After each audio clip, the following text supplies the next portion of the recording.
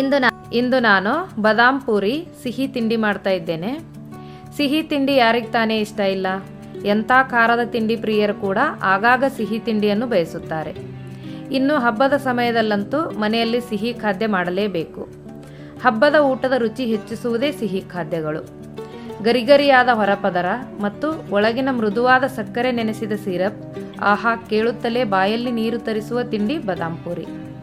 ಬಾದಾಮ್ ಪೂರಿಯನ್ನು ಅತಿ ಸುಲಭವಾಗಿ ಕಡಿಮೆ ಸಮಯದಲ್ಲಿ ಮಾಡಬಹುದಾಗಿದ್ದು ಹೆಚ್ಚಿನ ಸಾಮಗ್ರಿಗಳ ಅಗತ್ಯ ಕೂಡ ಇದಕ್ಕಿಲ್ಲ.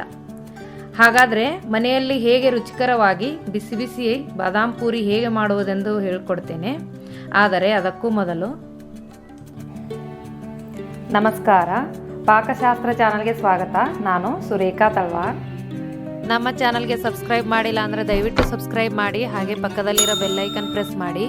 ಬೆಲ್ಲೈಕನ್ ಪ್ರೆಸ್ ಮಾಡೋದ್ರಿಂದ ನಮ್ಮ ಹೊಸ ವಿಡಿಯೋಗಳ ನೋಟಿಫಿಕೇಶನ್ ನಿಮಗೆ ಬರುತ್ತೆ. ಬಾದಾಮ್ ಪೂರಿ ಮಾಡೋ ವಿಧಾನ. ಬಾದಾಮಿನ ನಾನು 1 ಅವರ್ ನೀರಲ್ಲಿ ನೆನೆಸಿಟ್ಟಿದ್ದೀನಿ. ಈ ಥರ ನೆನೆಸಿಟ್ಟು ಮೇಲಿರೋ ಸಿಪ್ಪೆನೆಲ್ಲ ತೆಗಿಬೇಕು. ಇದು ನೆಂದಾಗ ತುಂಬ ಈಸಿಯಾಗಿ ಸಿಪ್ಪೆ ಬಿಟ್ಕೊಳ್ಳುತ್ತೆ. ನೋಡಿ, ಎಲ್ಲ ಬಾದಾಮಿನ ನಾನೀಗ ಸಿಪ್ಪೆ ತೆಗ್ದಿದ್ದೀನಿ. ಇದು ಸ್ವಲ್ಪ ನೀರು ಹಾಕ್ಬಿಟ್ಟು ಇದು ನೈಸಾಗಿ ಪೇಸ್ಟ್ ಮಾಡ್ಕೋಬೇಕು.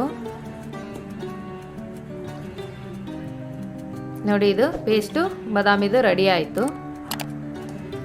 ಈಗ ನಾನು ಒಂದು ಪಾತ್ರೆಯಲ್ಲಿ 1 ಬೌಲಷ್ಟು ಮೈದಾ ಹಿಟ್ಟು ಹಾಕೋತಾ ಇದ್ದೀನಿ. ಇದಕ್ಕೆ ಒಂದು 4 ಟೇಬಲ್ ಸ್ಪೂನಷ್ಟು ಚಿರೋಟಿ ರವೆ ಹಾಕ್ತಾ ಇದ್ದೀನಿ. ಚಿರೋಟಿ ರವೆ ಹಾಕೋದ್ರಿಂದ ಕ್ರಿಸ್ಪಿಯಾಗಿ ಬರುತ್ತೆ. ಸ್ವಲ್ಪ ಉಪ್ಪು ಹಾಕ್ತಾ ಇದ್ದೀನಿ. ಸ್ವಲ್ಪ ಕಲರ್ ಹಾಕ್ತಾ ಇದ್ದೀನಿ. ಕಲರ್ ಹಾಕೋದ್ರಿಂದ ಚೆನ್ನಾಗಿ ಕಾಣಿಸುತ್ತೆ ನೋಡೋದಕ್ಕೆ. ಈಗ ನಾನು ಬೇಕಿಂಗ್ ಪೌಡ್ರ್ ಹಾಕ್ತಾ ಇದ್ದೀನಿ. ಬೇಕಿಂಗ್ ಸೋಡಾ ಆದರೆ ಸ್ವಲ್ಪ ಕಡಿಮೆ ಹಾಕ್ಕೊಳ್ಳಿ. ಬೇಕಿಂಗ್ ಪೌಡ್ರ್ ಆದರೆ ಸ್ವಲ್ಪ ಜಾಸ್ತಿ ಹಾಕ್ಕೊಳ್ಳಿ. ಒಂದು 4 ಟೇಬಲ್ ಸ್ಪೂನಷ್ಟು ನಾನು ತುಪ್ಪ ತೊಗೊಂಡಿದ್ದೀನಿ. ಇದನ್ನು ಕಾಯಿಸ್ಬಿಟ್ಟು ಹಾಕ್ತಾ ಇದ್ದೀನಿ. ಇದು ನೋಡಿ, ಈ ಥರ ಕಾಯಿಸ್ಬಿಟ್ಟು ಬಿಸಿ ಬಿಸಿಯಾಗೆ ಹಿಟ್ಟಲ್ಲಿ ಮಿಕ್ಸ್ ಮಾಡ್ಕೋಬೇಕು. ಈ ಥರ ಹಾಕೋದ್ರಿಂದ ಬಾದಾಮ್ ಪೂರಿ ಗರಿಗರಿಯಾಗಿ ಬರುತ್ತೆ. ಇದು ತುಂಬ ಬಿಸಿ ಇರುತ್ತೆ, ಹಾಗಾಗಿ ಇದನ್ನು ಸ್ಪೂನಲ್ಲಿ ಮೊದಲು ಮಿಕ್ಸ್ ಮಾಡಿ ಆಮೇಲೆ ಕೈಯಲ್ಲಿ ಕಲಿಸ್ಕೋಬೇಕು. ಇದಕ್ಕೆ ನಾನು ಒಂದು 2 ಟೇಬಲ್ ಸ್ಪೂನಷ್ಟು ಸಕ್ಕರೆ ಹಾಕ್ತಾ ಇದ್ದೀನಿ. ನೋಡಿ, ಎಲ್ಲ ಹಾಕಿದ್ದಾದಮೇಲೆ ಡ್ರೈಯಾಗೆ ಮಿಕ್ಸ್ ಮಾಡ್ಕೋಬೇಕು. ನೋಡಿ, ಈ ಥರ ಇದನ್ನು ಕೂಡ್ಕೊಳ್ಳೋ ಥರ ಆಗಬೇಕು. ಇದಕ್ಕೆ ನಾನೀಗ ನೀರು ಹಾಕ್ಬಿಟ್ಟು ಕಲಿಸ್ತಾ ಇದ್ದೀನಿ. ಈಗ ನಾನು ಬಾದಾಮಿ ಪೇಸ್ಟ್ ಮಾಡಿರೋದನ್ನು ಕೂಡ ಹಾಕಿದ್ದೀನಿ. ಅದು ವಿಡಿಯೋ ಮಿಸ್ ಆಗಿದೆ, ಹಾಗಾಗಿ ಅದನ್ನು ಕೂಡ ಹಾಕ್ಕೊಳ್ಳಿ ಇದಕ್ಕೇನೆ. ಈಗ ಇದನ್ನು ನೆನೆಯಲ್ಲಿ ಬಿಡ್ತಾ ಇದ್ದೀನಿ. ಈಗ ನಾನು ಸಕ್ಕರೆ ಪಾಕನ ಮಾಡ್ತಾ ಇದ್ದೀನಿ.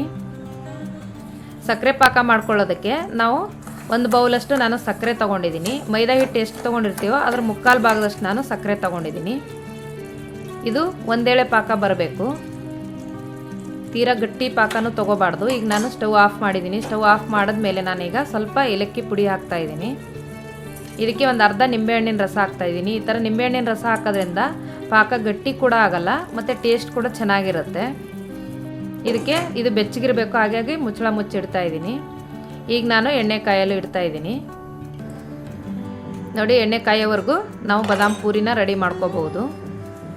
ಇದು ಮತ್ತೊಂದು ಸಲ ಇದು ತೆಗೆದ್ಮೇಲೆ ಇದಕ್ಕೆ ಚೆನ್ನಾಗಿ ಕಲಿಸ್ಕೊಂಡು ಈ ಥರ ಚಪಾತಿ ಥರ ಲಟ್ಸ್ಕೋಬೇಕು. ನೋಡಿ, ಇದು ತೀರಾ ತೆಳುವಾಗಿ ಲಟ್ಸ್ಕೋಬಾರ್ದು, ಚೆನ್ನಾಗಿರಲ್ಲ. ತೀರಾ ದಪ್ಪ ಕೂಡ ಇದ್ರೂ ಕೂಡ ಚೆನ್ನಾಗಿರಲ್ಲ. ಮೀಡಿಯಮ್ ಸೈಜಲ್ಲಿ ಇದನ್ನು ಉಳ್ಳೆ ತೊಗೊಂಡು ಇದು ಚಪಾತಿ ಥರ ಲಟ್ಸ್ಕೋಬೇಕು. ನಿಮ್ಗೆ ಯಾವ ಸೈಜಲ್ಲಿ ಬೇಕೋ ಆ ಸೈಜಲ್ಲಿ ಮಾಡ್ಕೋಬೋದು.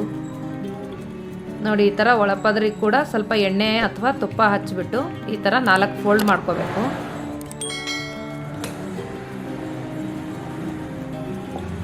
ನೋಡಿ, ಫೋಲ್ಡ್ ಮಾಡ್ಕೊಂಡು ಆದಮೇಲೆ ಇನ್ನೊಂದು ಸ್ವಲ್ಪ ನಾನು ಲಟ್ಸ್ತಾ ಇದ್ದೀನಿ.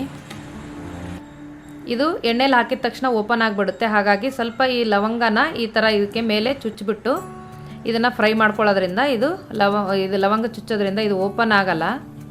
ಇದು ಎಣ್ಣೆಲಿ ಹಾಕಿದ ತಕ್ಷಣ ಪದ್ರ ಬಿಟ್ಕೊಳ್ಳುತ್ತೆ. ಹಾಗಾಗಿ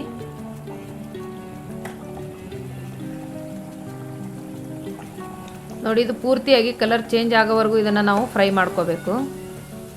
ಫ್ರೈ ಆಗಿದೆ ಇಲ್ಲ ಅಂತ ಗೊತ್ತಾಗಬೇಕು ಅಂದರೆ ಇಲ್ಲಿ ಮೇಲೆ ಗುಳ್ಳೆ ಬರೋ ಎಣ್ಣೆನ ಆ ಥರ ಸ್ವಲ್ಪ ಸ್ಟಾಪ್ ಆದರೆ ಪೂರ್ತಿ ಒಳಗಡೆ ಎಲ್ಲ ಬೆಂದಿದೆ ಅಂತ. ನೋಡಿ, ಇದರಲ್ಲಿ ಗುಳ್ಳೆ ಬರ್ತಾ ಇಲ್ಲ. ಈಗ ಕಲರ್ ಕೂಡ ಚೇಂಜ್ ಆಗಿದೆ. ಇದು ಬಿಸಿ ಬಿಸಿಯಾಗಿ ಇರಬೇಕಾದ್ರೇ ನಾವು ಪಾಕದಲ್ಲಿ ಹಾಕ್ಬಿಡಬೇಕು.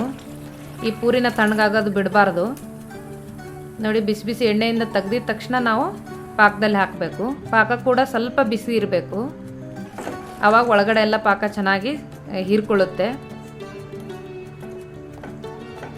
ನೋಡಿ, ಸ್ವಲ್ಪ ಹಾಕಿದ ತಕ್ಷಣ ಪಾಕ ಎಲ್ಲ ಮೇಲೆ ಹಾಕಿದ್ರೆ ಈ ಬಿಸಿ ಬಿಸಿ ಪೂರಿ ಎಲ್ಲ ಪಾಕನ ಚೆನ್ನಾಗಿ ಎಳ್ಕೊಂಬಿಡುತ್ತೆ. ಮತ್ತೆ ರೆಡಿ ಆಗೋವರೆಗೂ ಇದು ಮೇಲೆ ಮುಚ್ಚಳ ಮುಚ್ಚಿಡ್ತಾ ಇದ್ದೀನಿ. ನೋಡಿ ಬಾದಾಮ್ ಪೂರಿ ರೆಡಿ ಆಯಿತು. ನೀವು ಕೂಡ ಟ್ರೈ ಮಾಡಿ ನಿಮ್ಮ ಮನೆಯಲ್ಲಿ, ತುಂಬ ಈಸಿ ಇದೆ. ಬಾದಾಮ್ ಪೂರಿ ಮಾಡಲು ಬೇಕಾಗುವ ಸಾಮಗ್ರಿಗಳು: 1 ಬೌಲು ಮೈದಾ ಹಿಟ್ಟು, 3/4 ಬೌಲಷ್ಟು ಸಕ್ಕರೆ, 4 ಟೇಬಲ್ ಸ್ಪೂನಷ್ಟು ತುಪ್ಪ,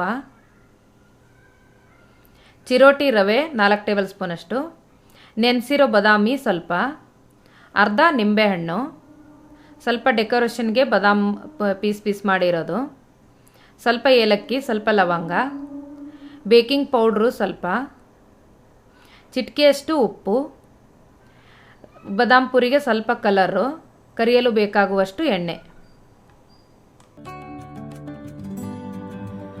ಈ ವಿಡಿಯೋ ನಿಮಗೆ ಇಷ್ಟವಾದರೆ ಲೈಕ್ ಮಾಡಿ, ಶೇರ್ ಮಾಡಿ, ಸಬ್ಸ್ಕ್ರೈಬ್ ಮಾಡಿ, ಹಾಗೆ ಪಕ್ಕದಲ್ಲಿರೋ ಬೆಲ್ ಐಕನ್ ಪ್ರೆಸ್ ಮಾಡಿ. ಧನ್ಯವಾದಗಳು.